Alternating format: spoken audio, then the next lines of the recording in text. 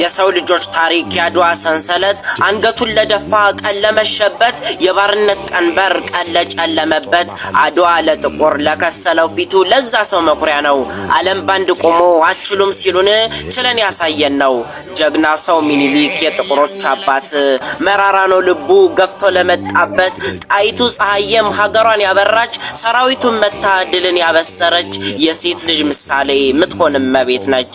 ያቺ ውጫሌ ውል ሁሌም ስትነሳ ለአበሻ ክብርናት ለጣሊያን ጠባሳ ምንም ጣሊያን ቢንቀን በያዘው መሳሪያ ተስፋዋ ከላይ ነው ለእናት ኢትዮጵያ።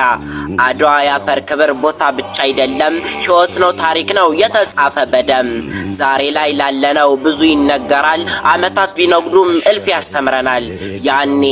ያኔ ሀገር ከተው ወደነረ ኢሉ ባንድ ልብ ሆነው ጦቢያን ሊከልሉ ልዩነት አልነበረም በመካከላቸው ሀገር ስለሆነች ዋና ዓላማቸው።